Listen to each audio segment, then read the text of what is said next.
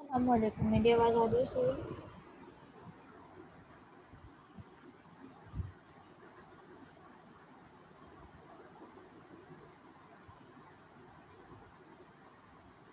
Okay, there is some internet issue, तो मेरे पास meeting है वहाँ पर रीस्टार्ट हो गई है। तो अपनी अटेंडेंस आप लोग एंड में मार्क करना है, ठीक है? जब सेशन एंड होने लगे तो उस वक्त मार्क करना है। होपफुली मुझे याद भी रहेगा कि कौन कौन था, लेकिन फिर भी आप लोग एंड में एक दफ़ा फिर से अपनी अटेंडेंस मार्क कर देना, क्योंकि स्क्रीन रिफ्रेश हो रही है तो चैट बॉक्स में से जो भी चैट है वो डिलीट हो रही है ऑटोमेटिकली, ठीक है? अच्छा जी, सबसे पहले तो एक अनाउंसमेंट, जो बच्चे कल की क्लास में नहीं थे, जिन्होंने मिस कर दी, उनको एक दो बातें मुझे जो मैंने कल बोलनी थी वो मैं रिपीट कर दूँ क्विकली।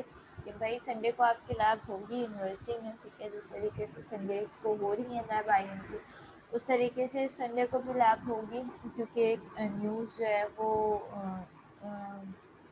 घूम रही थी कि भाई लैब नहीं होगी, तो ऐसा नहीं है, लैब्स होगी आपके ऑन कैंपस संडे को, जिस तरह से एम की लैब हम करते हैं, ठीक है? जिसके जो टाइमिंग्स थे उसी टाइमिंग्स के लिहाज से होगी, ठीक है? अच्छा, दूसरी बात ये कि संडे को जब आप आएंगे तो आप एक तो मुझे अपने प्रोजेक्ट की प्रोग्रेस दिखाएंगे। प्रोग्रेस में मुझे सामान नहीं देखना है, जितना काम कर लिया मुझे उसकी वर्किंग देखना है, ठीक है? तो सामान ला के मुझे दिखाने की जहमत मत करना, उस पर कुछ काम कर लिया होना चाहिए और वो काम मुझे ला के दिखाने की कोशिश करना, ठीक है? थर्डली ये कि अब लैब मैनुअल में मैं किसी को कोई लेवरेज दे दूँगी, आपका प्रिंट आउट का मसला है, आपका किसी भी चीज़ का मसला है, आप वो as soon as possible resolve करो। लैब मैनुअल आपको संडे को सबमिट करवाने हैं, 4 लैब मैं करवा चुकी हूँ फिजिकली, आपको चारों संडे को सबमिट करवानी है, ताकि मैं उनके भी आपको चेक करके वो रिटर्न कर दूँ, ठीक है? जो तो ये 2-3 अनाउंसमेंट थी, जिन्होंने कल नहीं सुनी थी वो आज सुनने, ठीक है? और इस सब पे अमल करना है आपको, ठीक है? अच्छा जी, लेक्चर को स्टार्ट करते हैं। हमने कल स्टार्ट किया था कि भाई हमने कल स्टार्ट किया था कि भाई हम पढ़ते हैं क्या चीज़। अभी तक हम जितने सेशंस हमने लिए, ठीक है, जितनी चीज़ें हमने पढ़ी, हम उसमें क्या पढ़ रहे थे? हम बेसिकली उसमें पढ़ रहे थे क्या पढ़ रहे थे? उसमें हम पढ़ रहे थे सेंसर्स, ठीक है? हम सेंसर्स देखा हमने, मेजरिंग इंस्ट्रूमेंट्स, ओ सॉरी, सेंसर्स देखे। हमने देखा कि भाई सेंसर्स किस तरीके से काम करते हैं और उनका अलग अलग तरह के टेम्परेचर सेंसर्स कौन किस तरीके से काम करते हैं, प्रेशर सेंसर्स किस तरीके से काम करते हैं, प्रॉक्सिमिटी सेंसर्स क्या होते हैं, वगैरह वगैरह वगैरह, ठीक है?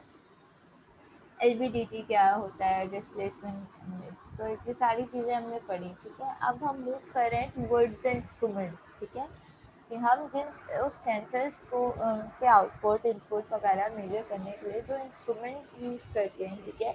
वो बेसिकली वो इंस्ट्रूमेंट्स भी तो कोई जादुई चीज़ नहीं होगी ना, वो खुद भी तो किसी चीज़ से बने हुए हैं ना। जो आप मल्टीमीटर यूज़ करते हो इटसेल्फ वो भी तो एक हार्डवेयर है ना, वो भी तो एक इलेक्ट्रॉनिक डिवाइस है।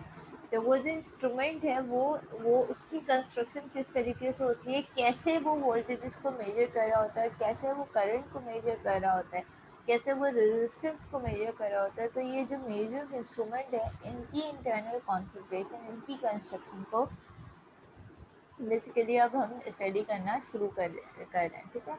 कल की क्लास में मैंने आपको पढ़ाया था, दैट इज़ पीएमएमसी, ठीक है? परमानेंट मैग्नेट मूविंग कॉइल, ठीक है? पीएमएमसी हमने देखा था, उसकी पूरी कंस्ट्रक्शन हमने देखी थी, किस तरीके से वो डिज़ाइन हुआ हुआ होता है और किस तरीके से उसको यूज़ किया जाता है और काम किया जाता है, ठीक है? अच्छा, उसके फार्मूलाज वगैरह भी हमने देखे थे कि भाई टॉर्क उस पर आउटपुट पे बेसिकली टॉर्क होता है, और वो टॉर्क जो उसकी मूवमेंट है वो उसकी वजह से जो है वो सर्कुलर मूवमेंट है, उसका कोई ना कोई टॉर्क होता है, और टॉर्क की इक्वेशन आपने देखी थी कि how you can calculate that torque, that was T D is equals to blind BLIND, सही है? तो उसके आपको B is equals to magnetic flux, L is the length, I is the current, N is the number of turns and D is the diameter, ठीक है? तो ये सारी चीज़ें हम देखते हुए आ रहे थे, ठीक है? अच्छा, आज हम उसी चीज़ को कंटिन्यू करते हैं। मैंने कहा था कि भाई ये PMMC जो है ये बहुत सारे इंस्ट्रूमेंट के अंदर होता है, मतलब बहुत सारे इंस्ट्रूमेंट्स ऐसे हैं ये एज अ वोल्ट मीटर भी यूज हो सकता है, ये एज अ एम मीटर भी यूज हो सकता है, ठीक है। और इसकी एक टाइप जो है वो गैल्वानोमीटर भी होती है, ठीक है। तो हम वन बाय वन करके इसको देखेंगे कि भाई ये किस तरीके से काम कर रहा होता है इसे। इसकी जब ये एज ए एमीटर काम कर रहा है तो इसमें हमें क्या इन्हेंसमेंट करनी पड़ेगी, क्या चीज़ें ऐड करनी पड़ेंगी जो एज अ एमीटर काम कर रहा है, ठीक है। ओके, सबसे पहले बात करते हैं कि भाई ये एज ए गैल्वानोमीटर भी हम यूज़ करते हैं, ठीक है। तो पीएमएमसी जो है वो बेसिकली ये जब एज अ गैल्वानोमीटर यूज होता है, ठीक है, तो ये इंतहाई सेंसिटिव जो है वो डिवाइस होती है। और हम जो है वो इसको बेसिकली लो करंट मेजर करने के लिए यूज़ कर रहे होते हैं, ठीक है। हम इसको स्मॉल करंट या लो करंट लेवल्स यूज़ करने के लिए, मेजर करने के लिए हम इसको यूज़ कर रहे होते हैं, ठीक है। Galvanometer is very sensitive device, ठीक है। ये बहुत ज़्यादा सेंसिटिव होता है। जिस तरीके से आपने पीएमएमसी की कंस्ट्रक्शन देखी उसी तरीके से ये जो है वो इसकी कंस्ट्रक्शन होती है। बस इसमें फ़र्क क्या होता है कि आपके पास पीएमएमसी में आपने देखा था कि जो आपकी निडल थी, ठीक है, वो ज़ीरो से स्टार्ट हो रही थी, ठीक है, और वो खाली राइट साइड पे मूव कर रही थी, मतलब यूनी डायरेक्शनल थी, ठीक है। आपके पास सिर्फ जो निडल थी, जो अगर मैं इसको दिखाऊं,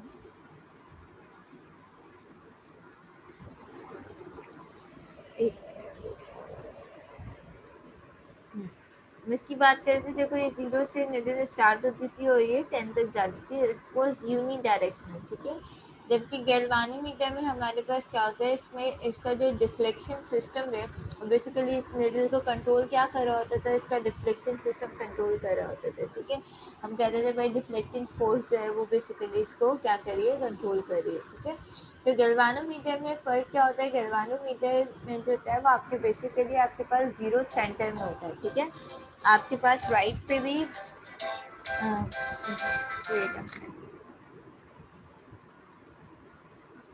ओके, आपके पास राइट पे भी वैल्यूज होती हैं, आपके पास लेफ्ट पे भी वैल्यूज होती हैं, ठीक है। और ये बाई डायरेक्शनल होता है, सही है। तो इसका डिफ्लेक्टिंग सिस्टम इस तरीके से डिज़ाइन किया जाता है, से इसका डिफ्लेक्टिंग सिस्टम इस तरीके से डिज़ाइन किया जाता है कि ये लेफ़्ट पे भी निडल मूव करती है और निडल राइट पे भी मूव कर रही होती है, ठीक है। तो आप मतलब ये इन सेंस के पॉजिटिव नेगेटिव वैल्यू बोलो, दोनों के लिए यूज़ होता है, ठीक है। तो इसका जो ज़ीरो होता है वो बेसिकली सेंटर होता है, ठीक है, सेंटर ज़ीरो स्केल है, ठीक है? और ये कंट्रोल किससे हो रहा होता है, इसका डिफ्लेक्टिंग सिस्टम बेसिकली इस तरीके से बनाया गया है कि ये ज़ीरो में सेंटर ज़ीरो होता है, ठीक है। अच्छा, उसके अलावा इसकी बाकी कंस्ट्रक्शन जो है वो बहुत सिमिलर होती है, बिल्कुल पीएमएमसी के क्राइटेरिया पे ये काम कर रहा होता है। बिल्कुल, galvanometer you can say its use for milli ammeter और माइक्रो एमीटर, ठीक है। मतलब ये एज एमीटर यूज होता है, बहुत छोटे करंट मेजर करने के लिए यूज हो जाता है, ठीक है। अच्छा जी, उसके बाद हम कहते हैं कि भाई इसमें क्योंकि इसको बहुत ज़्यादा सेंसिटिव डिवाइस बनाने की कोशिश की गई है, ठीक है। इससे हम बहुत स्मॉल करंट मेजर कर रहे होते हैं, इस वजह से हम चाहते हैं कि भाई इसमें डिफ्लेक्शन बहुत कम हो, ठीक है। जो हम निडल में कहते थे कि हमारे पास निडल में ऑसिलेशंस आती हैं, ठीक है, हमारे पास डैम्पिंग फोर्स होती है जिसकी वजह से हमारे पास ऑसिलेशंस आ रही होती हैं। डिजिटल मल्टीमीटर्स बेटा, ये पीएमएमसी जो है वो बेसिकली डिजिटलाइज नहीं है, ये निडल क्राइटेरिया पे काम कर रहे हैं ना, ठीक है। तो ये डिजिटल नहीं है, दीज ऑल आर एनालॉग, ठीक है। डिजिटल इसलिए नहीं हो सकती कि उसके ज़ाहिर है कि आप जब देख रहे हो कि इसके अंदर जो कॉयल है वो मूव करने की वजह से निडल मूव कर रही है, ठीक है। तो बेसिकली ये मैकेनिकल इलेक्ट्रोमैकेनिकल स्ट्रक्चर है ना इसका, ठीक है। तो इसको डिजिटलाइज करने के ज़ाहिर है हमें दूसरा फिनोमेना यूज़ करना पड़ेगा।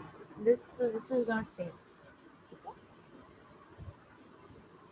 दीज ऑल जितनी चीज़ें अभी हम डिस्कस कर रहे हैं, these all are for analog for needle based instrument, ठीक है। पीएमएमसी के जो बेस इंस्ट्रूमेंट है वो निडल बेस्ड इंस्ट्रूमेंट है, ठीक है। अच्छा जी, उसके बाद हमने कहा कि भाई जब हमें इससे इंतहाई लो करंट मेजर करने हैं तो हम ये भी चाहते हैं कि भाई निडल जब मूव करे तो क्योंकि हमारे पास ऑलरेडी इतनी स्मॉल वैल्यूज़ हैं, ठीक है, तो हम इसमें डिफ्लेक्शन बहुत कम चाहते हैं। जो हमारे पास जो डैम्पिंग फोर्स थी, जो हम कह रहे थे हमारे पास डैम्पिंग आ रही है, ऑसिलेशंस आती है, निडल को सेटल होने में टाइम लगता है, तो भाई हम ये चाह रहे हैं क्योंकि ऑलरेडी बहुत छोटी वैल्यूज़ हैं, तो अगर हमारे पास डैम्पिंग फोर्स भी आएगी तो हमें मज़ीद उससे जो है वो एक्यूरेसी में हमारे पास फ़र्क आएगा, ठीक है।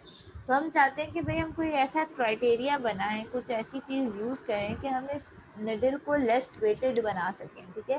ज़ाहिर है जितने ज़्यादा उसका कम वेट होगा चाहिए उस कोई ऐसा क्राइटेरिया निकालें कि उसमें ऑसिलेशंस ना आए, ठीक है, उसे इसका वेट इतना कम हो कि वो मूव करने पे उसके ऑसिलेशंस ना आए, ठीक है। तो उसके लिए क्या क्राइटेरिया बनाया गया, उसके लिए बनाया गया आपके पास गैल्वानोमीटर के अंदर एक लाइट बीम के थ्रू जो है वो निडल जनरेट करवाई गई, ठीक है। बेसिकली इसमें क्या किया कि अंदर जो इंस्ट्रूमेंट के अंदर एक स्मॉल मिरर लगाया गया, ठीक है। कॉइल के जो पॉइंटर था, जो निडल थी हमारे पास जो लगी हुई थी, बेसिकली उसको रिप्लेस किया गया और उसके अंदर एक मिरर लगाया गया, ठीक है, और एक लाइट बीम लगाई गई, ठीक है। सही, एज यू कैन सी है, देखो ये एक मिरर लगा हुआ है, सही, ये इसके अंदर एक मिरर लगा हुआ है, ठीक है, और ये आपके पास एक लाइट बीम लैम्प लगा हुआ है, ठीक है। तो बेसिकली ये क्या काम कर रही है, ये जब लैम्प की लाइट जो है वो इससे मिरर से वो टकराएगी, इंटरेक्ट होगी, तो बेसिकली ये क्या करेगा, रिफ्लेक्ट बैक करेगा, ठीक है। तो ये जो रे आएगी आपके पास, ये वाली जो रे आएगी, ये क्या बिहेव करेगी, ये एज अ निडल बिहेव करेगी, ठीक है। बेसिकली जब आप के पास वहाँ पे अंदर कॉइल मूव हो रहा होगा, तो कॉइल मूव होने की वजह से आपके पास मिरर मूव हो रहा होगा, मिरर मूव होने की वजह से अल्टीमेटली आपके पास क्या होगा, रिफ्लेक्शन हो रही होगी, और रिफ्लेक्शन के हिसाब से वो अपनी बीम को मूव कर रहा होगा, बीम जो है वो आपकी लेफ्ट एंड राइट मूव करेगी, ज़्यादा मिरर मूव कर रहा है तो अल्टीमेटली उसकी जो बीम है वो भी मूव करेगी, ठीक है। तो इस फिनोमेना का यूज़ किया गया इसको मज़ीद वेटलेस बनाने के लिए, इसको मज़ीद सेंसिटिव बनाने के लिए। निडल की जगह क्या यूज़ की गई, लाइट बीम की गई यूजिंग मिरर, ठीक है, जिसके थ्रू आपके पास वो निडल नहीं होगी, बेसिकली वो एक बीम होगी, जैसे हम देखते हैं ना लेजर लाइट्स होती हैं, ठीक है, लाइट बीम्स होती हैं। हम क्या करते हैं, जब आप लाइट को किसी जगह पे स्ट्राइक होती है लाइट, ठीक है, आप किसी जगह पे लाइट की बीम को, फॉर सपोज आप दीवार पे जा मार रहे हो, ठीक है, तो वो एक क्या होती है, लेजर लाइट्स में तो ये नहीं होता, बीम लाइट्स में होता है। तो वो एक लाइन, स्ट्रेट लाइन, लाइट किस में ट्रेवल करती है, light travels in straight line, ठीक है। वो स्ट्रेट लाइन में आपके पास एक बीम जनरेट हो रही होती है, ठीक है। अल्टीमेटली आप उस बीम को किसी तरह कंट्रोल कर रहे हो तो वो एज अ निडल बिहेव कर सकती है। तो बेसिकली इसको लेस जो है वो वेटलेस बनाने के लिए, ठीक है, इसको मज़ीद सेंसिटिव बनाने के लिए क्या यूज़ किया गया, ये लाइट बीम क्राइटेरिया यूज़ किया गया, जिसके थ्रू इसकी अब निडल का वेट ख़त्म हो गया ज़ाहिर है। तो जब निडल है ही नहीं तो उसमें डैम्पिंग फोर्स भी नहीं होगी, ऑसिलेशंस भी नहीं आएंगी, ठीक है। कॉइल मूव करेगा, मिरर मूव करेगा, अल्टीमेटली साथ साथ बीम मूव करती रहेगी, ठीक है। तो इस तरीके से हमारे पास गिल्वानोमीटर्स में जो है वो ये तरीका अपनाया गया, ठीक है, और इस तरीके को यूज़ करते हुए आपके पास ये ज़्यादा एक्यूरेसी इसकी ज़्यादा बढ़ाई गई, और ये लो लेवल करंट्स को यूज़ करने के लिए, मेजर करने के लिए यूज़ किया गया, ठीक है। अच्छा, अब आगे बात करते हैं कि भाई अब हम चाह रहे हैं कि हम इस पीएमएमसी को, ठीक है, ये सारी बातें जो मैंने बोली ये सारी इन पैराग्राफ में लिखी हुई है, इसको एक दफ़ा रीड कर लेना। तो ये एक शंट रेजिस्टेंस का कॉन्सेप्ट अभी ऊपर है, तो मैं अभी एमीटर में डिस्कस करूँगी तो वो क्लियर हो जाएगा, ठीक है। अब हम ये कहते हैं कि भाई अब हम बात कर रहे हैं कि क्या बात कर रहे हैं हम, हाँ, अब हम ये बात कर रहे हैं कि हम इसको पीएमएमसी को as ammeter use करना चाहते हैं, ठीक है।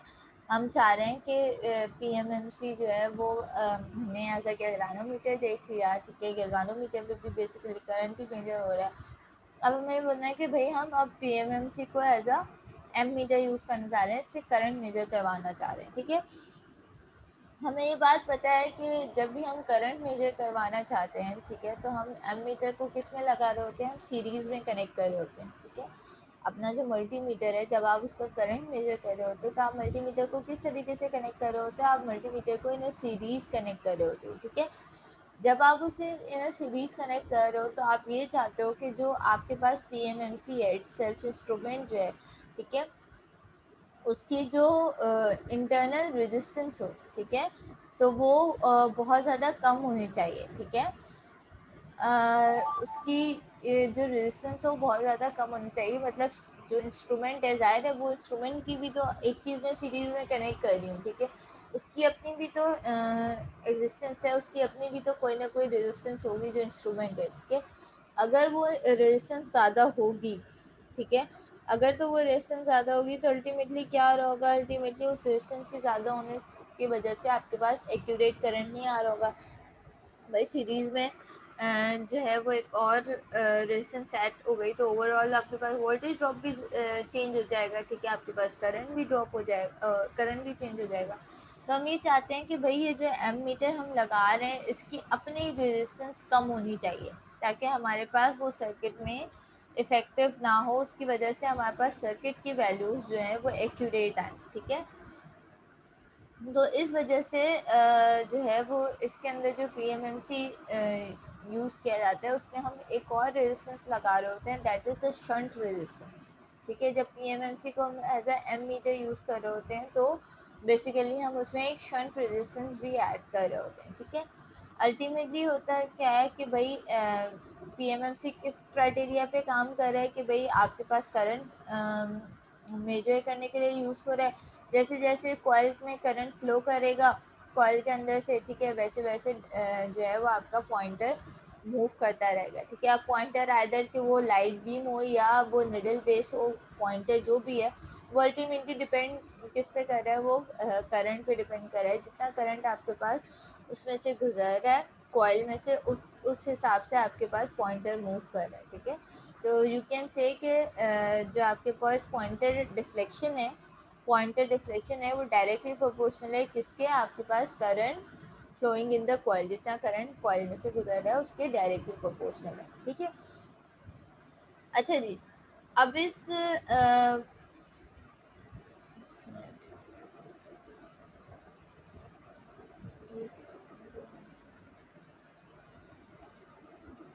ओके, अब इस प्रॉब्लम को वो करने के लिए कि हम ये चाहते हैं कि भाई हमारे पास उसकी रेजिस्टेंस का इफेक्ट ना आए, ठीक है, सर्किट में, तो हमने क्या यूज़ किया, हमने एक अदर शंट रेजिस्टेंस यूज़ की, as you can see here, ठीक है। ये जो सर्किट बना हुआ है आप इसमें देख सकते हो, यहाँ भी आप देख सकते हो, ठीक है। कि हमने क्या किया, नीचे एक शंट रेजिस्टेंस यूज़ किए हुए। अच्छा, शंट रेजिस्टेंस में जो है वो आपके पास ये 4 टर्मिनल रजिस्टर होता है एक तरह का, ठीक है, जिसके 2 टर्मिनल्स वोल्टेज टर्मिनल्स होते हैं और 2 टर्मिनल करंट टर्मिनल्स होते हैं। देखो यहाँ पे जो है वो पॉइंट आउट भी किए हुए हैं, ठीक है, कि ये 2 आपके पास वोल्टेज टर्मिनल है और ये 2 आपके पास करंट टर्मिनल, ठीक है। हाँ, अब इससे फ़र्क क्या पड़ता है, ठीक है, हम इसको पढ़ते हैं कि भाई इससे फ़र्क क्या पड़ता है। अच्छा, इससे फ़र्क ये पड़ता है कि आपके पास जब आप करंट इसमें से फ़्लो करता है, ठीक है, अब जब आपके पास अब जब ये एमीटर जब आपने इसमें से शंट रेजिस्टेंस भी लगा दी, ठीक है, तो आपके पास क्या होता है ये है कि आप समटाइम्स सर्किट में, मैंने पहले बताया कि ये जो एमीटर्स हैं ये स्मॉल करंट यूज़ करने, पीएमएमसी बेस्ड जो एमीटर्स है ये स्मॉल करंट मेजर करने के लिए यूज़ किए जाते हैं, ठीक है।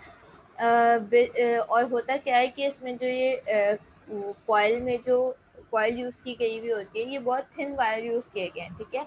तो होता क्या है कि अगर इसमें लार्ज करंट आ जाता है, ऐसे ये करंट की वैल्यू एक्सीड कर जाती है सर्किट में, तो होता है क्या, अल्टीमेटली आपका जो चूँकि जो कॉइल है वो बहुत थिन वायर से बना हुआ है, ठीक है, तो अल्टीमेटली आपका क्या होता है वो डिस्ट्रॉय हो जाता है, ठीक है, आपका कॉइल जल जाता है, ख़राब हो जाता है, ठीक ओके। तो हम ये चाहते हैं कि भाई हमारे पास ऐसा ना हो हम लो करंट मेजर कर रहे हैं, लेकिन अल्टीमेटली अगर सर्किट में हाई करंट मौजूद है तो इसकी वजह से हमारा इंस्ट्रूमेंट खराब ना हो जाए, ठीक है।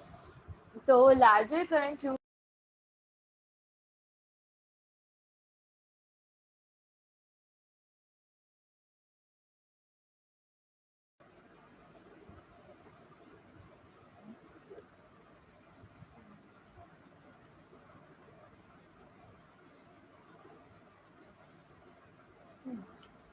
आवाज आ रही है? बीच में फिर से कॉल मीटिंग डिस्कनेक्ट हो गई। No ma'am, yes ma'am. Okay.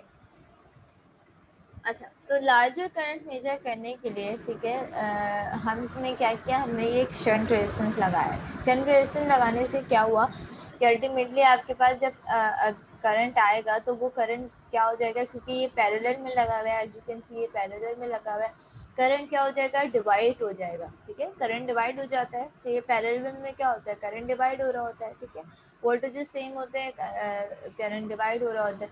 तो अल्टीमेटली होगा क्या कि जब आपके पास करंट आएगा तो वो इन दोनों में डिवाइड हो जाएगा, और अगर तो इसकी रेजिस्टेंस दोनों में जो है, जिसकी रेजिस्टेंस जितनी भी रेजिस्टेंस होगी उसके हिसाब से ये दोनों पे डिवाइड हो जाएगी वैल्यू, और आपके पास जो सारा का सारा करंट है वो मीटर तक नहीं जा रहा होगा, आपके पास कॉइल तक नहीं जा रहा होगा, बल्कि वो आपके पास शंट रेजिस्टेंस में भी करंट आ रहा होगा और वो डिवाइड हो जाएगा। तो लार्ज वैल्यू ऑफ जो करंट है वो वहाँ पे नहीं पहुँचेगी, किस पे, आपके पास कॉइल रेजिस्टेंस पे, as you can see here, ठीक है।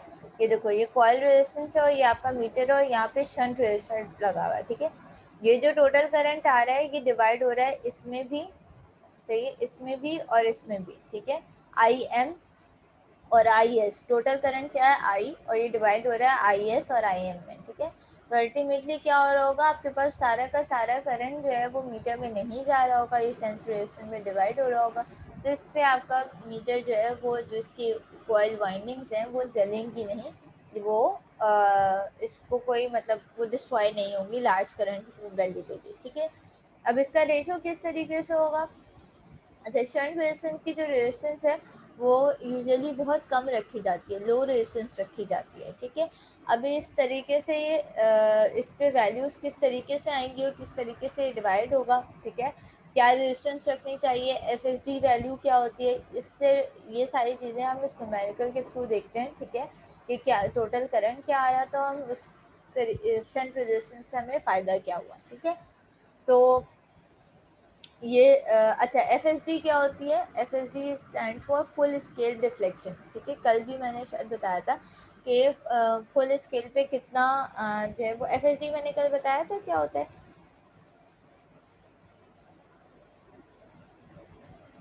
कि फुल स्केल पे कितनी निडल मूव कर रही है, ठीक है। तो फ्रॉम ज़ीरो टू मैक्सिमम, ठीक है। तो ये कितनी निडल मूव कर सकती है, that is full scale deflection, ठीक है। जो आपका क्या कहते हैं, वो होता है, डिवाइस होती है, जो कि आपके इंस्ट्रूमेंट होता है, ठीक है, उसकी कैलिब्रेशन की जाती है एफ एस डी लेवल पे। तो उसकी मैक्सिमम वैल्यू क्या है, ठीक है, उसे कैलिब्रेट किया जाता है उसके एफ एस डी वैल्यू पे। मतलब F S D value, maximum value जो फुल स्केल रिफ्लेक्शन होगी, उसके हिसाब से सर्किट को डिज़ाइन किया जाएगा, उस हिसाब से जो है इंस्ट्रूमेंट को डिज़ाइन किया जाएगा, भाई आपको मैक्सिमम कितने वोल्टेजेस या कितना करंट इससे मेजर करना है, ठीक है। तो F S D stand for full scale deflection, ठीक है। अब हम ये न्यूमेरिकल देखते हैं तो हमें समझ में आएगा कि किस तरीके से हम एफ एस डी को यूज़ करते हुए हम शंट रेजिस्टेंस की वैल्यू भी कैलकुलेट कर सकते हैं, हम करंट्स की वैल्यू भी कैलकुलेट कर सकते हैं, और हमारे पास कितना फ़र्क पड़ रहा है उस पर सर्किट पे शंट रेजिस्टेंस लगाने से, ठीक है। सबसे पहले हम देखते हैं क्या है, न्यूमेरिकल क्या है, an ammeter as in 3.3-9 जो के ऊपर है ये, ठीक है। वो कह रहे हैं कि भाई आपके पास ये ऐसा एक एमीटर है। अच्छा, मीटिंग एक्सपायर भी हो रही है 10 मिनट में, चलो मैं जल्दी से देख लेती हूँ, मुझे आज लाइसेंस असाइन हुआ नहीं, कंप्लीट होगा तो हम रीस्टार्ट कर लेंगे मीटिंग, ठीक है। अच्छा, an ammeter has a PMMC instrument with a coil resistance of R M. Coil की जो रेजिस्टेंस है वो दी हुई है 99 ohm and FSD current of 0.1 milli ampere. ठीक है, वो कह रहे हैं आपके पास एफएसडी जो है वो क्या है आपके पास 0.1 मिली एम्पेयर है। ठीक है, shunt resistance shunt resistance R S is equal to 1 ओम।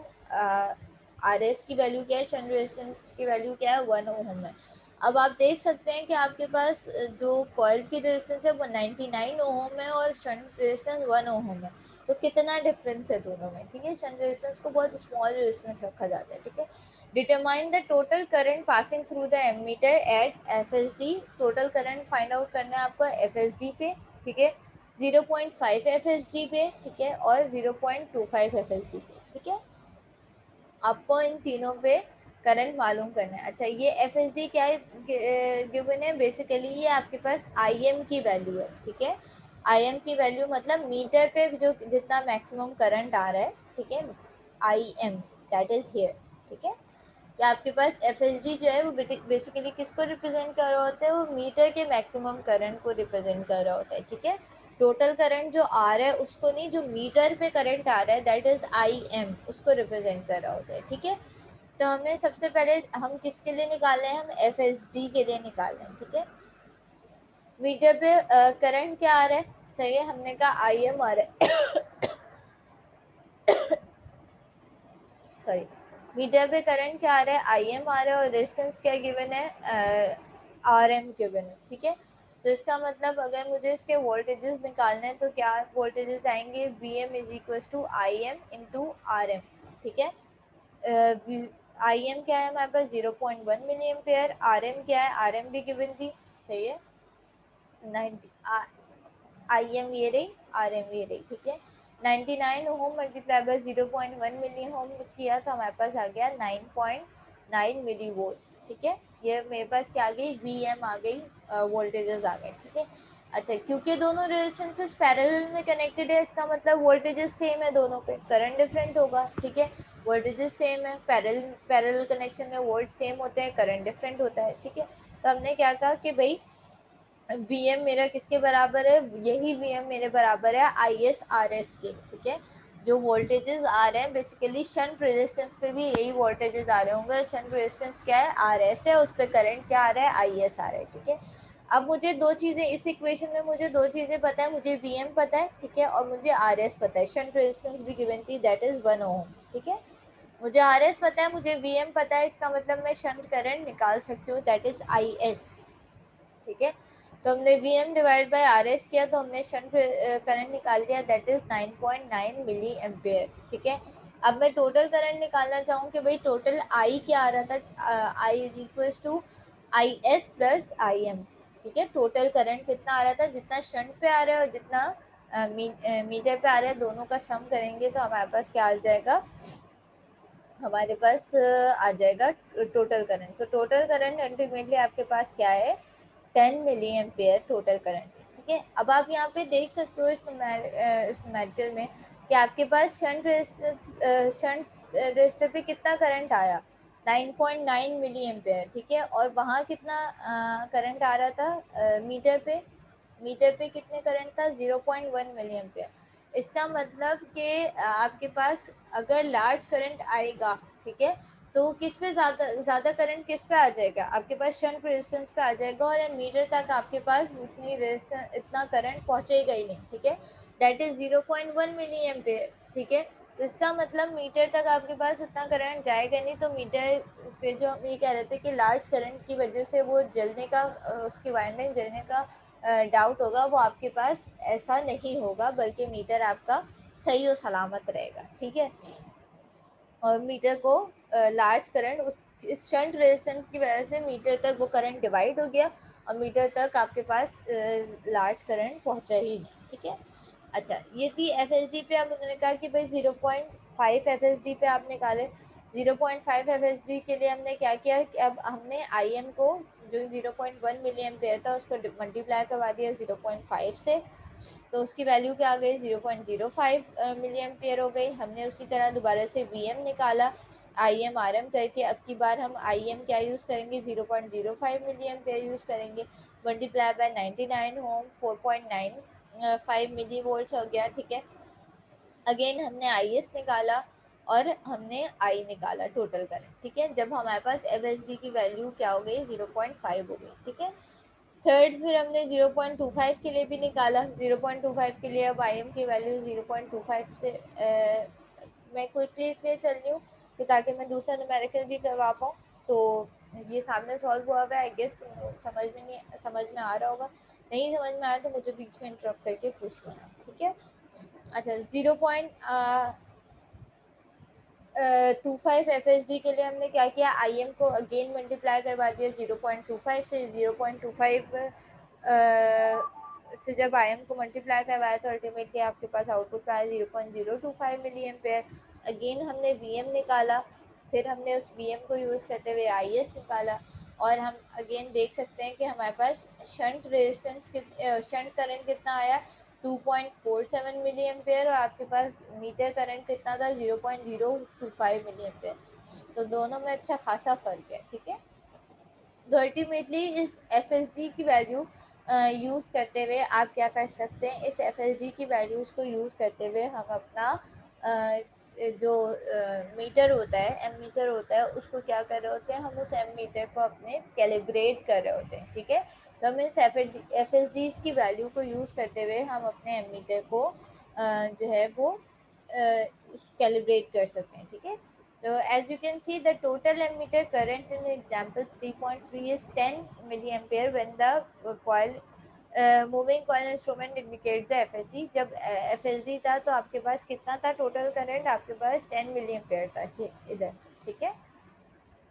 अच्छा, therefore the meter scale can be calibrated for FSD to indicate the 10 milliampere, ठीक है। तो इसका मतलब हम इसके 10 milliampere के हिसाब से कैलिब्रेट कर सकते हैं, ठीक है। When the pointer indicates 0.5 FSD and 0.25 FSD, the current levels are 5 milliampere and 2.5 milliampere, ठीक है।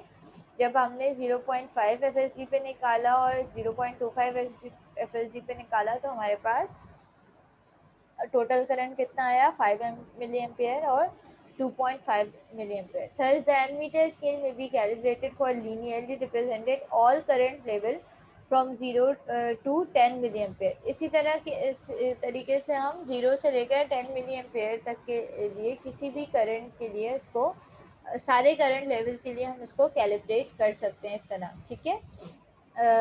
इस स्केल को यूज़ करते हैं, जैसे हमने 0.25 जो है एफ एस डी निकाला, इस तरह हम 0.7 0.8 0.2 इस तरीके से हर लेवल पे आप एफ एस डी कैलकुलेट कर सकते हैं, उस हिसाब से अपने इंस्ट्रूमेंट को कैलिब्रेट कर सकते हैं, ठीक है। अच्छा, अब बात दूसरी टाइप ऑफ सर्किट क्या हो सकता है कि भाई अब हम ये बात कर रहे हैं कि हमें ये कैसे पता चलेगा, ठीक है। करंट्स तो हमने देख लिया, हमें ये कैसे पता चलेगा कि हमें रेजिस्टेंस, शंट रेजिस्टेंस जो हम रख रहे हैं, हमने कहा भाई छोटी होनी चाहिए, स्मॉल होनी चाहिए, कितनी स्मॉल होनी चाहिए, क्या होनी चाहिए, ठीक है। तो ये स्पेसिफिकेशंस हमें गिवन होंगी, उसके हिसाब से इंस्ट्रूमेंट डिज़ाइन होगा ना, ठीक है। तो हमें ये पता चला कि भाई अब हमें ये फाइंड आउट करना है कि शंट रेजिस्टेंस की वैल्यू आखिर हम रखें क्या, ठीक है। अच्छा, 1 मिनट रह गए इस मीटिंग को ख़त्म होने में। इसी लिंक पे दोबारा क्लिक करना तो हमारे पास दोबारा से मीटिंग स्टार्ट हो जाएगी, ठीक है। ओके, जब तक ये चल रही है मैं इसको कंटिन्यू करती हूँ। हाँ, तो अब हम ये बात कर रहे हैं कि हम शंट रेजिस्टेंस की वैल्यू किस तरीके से कैलकुलेट करें, ठीक है। तो उसकी भी एक एग्जांपल दी हुई है, एग्जांपल के थ्रू समझते हैं। आप eMMC instrument has FSD of 100 micro ampere and a coil resistance of 1 kilo ohm. सही है, वरना कॉइल की रेजिस्टेंस जो बेसिकली आरएम होती है वो 1 किलो ओम है, ठीक है। और आपके पास एफएसडी क्या है, आईएम क्या है, 100 माइक्रो एम्पियर, ठीक है। Calculate the required shunt resistance value to convert the instrument into an ammeter with FSD। दो केसेस दिए हुए हैं, जब